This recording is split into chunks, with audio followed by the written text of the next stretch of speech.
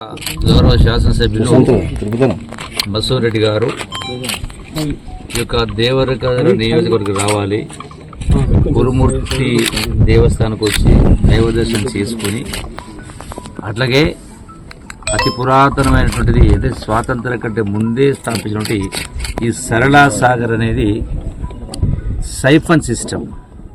అంటే ఆనాడే అంత అద్భుతంగా ఇంజనీరింగ్ వ్యవస్థ ఏర్పాటు చేసి ఎక్కడ లేదు, ఏషియా ఖండంలోనే వెళ్ళేటటువంటిది.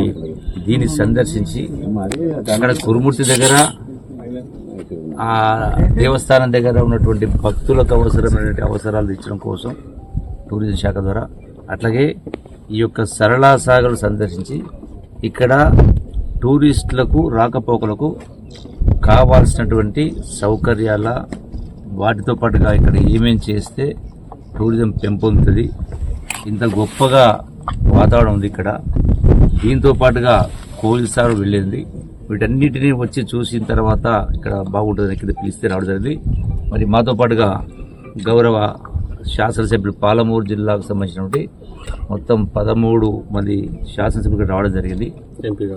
అట్లాగే ఎంపీ గారు, అట్లాగే వంశీ చంద్ గారు, ఏఏసీ సిడబ్ల్యూసీ మెంబర్ గారు, అట్లాగే ఏఏసీ సెక్రటరీ సంపత్ గారు, శాసనసభ్యులందరూ కూడా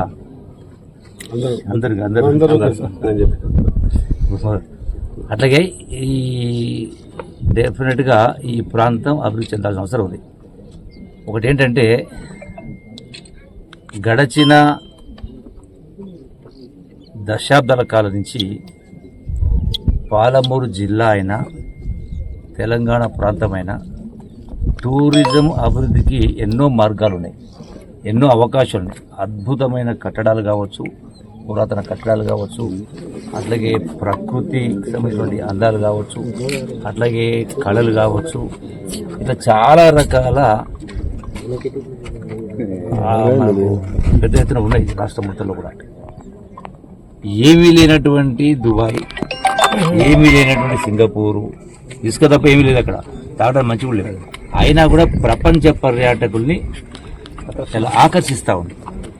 మరి ఇన్ని ఉన్నటువంటి, ఇంకో వైపున అటవీ సంపద, ఇన్ని ఉన్నటువంటి మన రాష్ట్రంలో, ఈవెన్ మన దేశంలో పోల్చుకుంటే కూడా చాలా అసలు 1% కూడా మనం టచ్ చేయలేకపోతాం.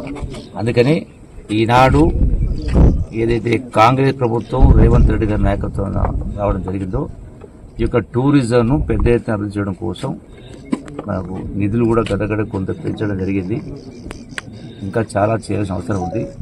మొట్టమొదటగా టూరిజం శాఖ మంత్రిగా మరి ఈ రోజున ఈ కురుమూర్తి దేవుని దర్శించుకొని సరళా సాగర్, కోయిల్సాగర్కు, కురుమూర్తికి ఈ మూడింటికి కూడా ఈ రోజే సాయంకాలం వరకే మళ్ళీ కూడా కోయిల్సాగర్లో ప్రెస్ మీట్లో చెప్పడం జరుగుతుంది.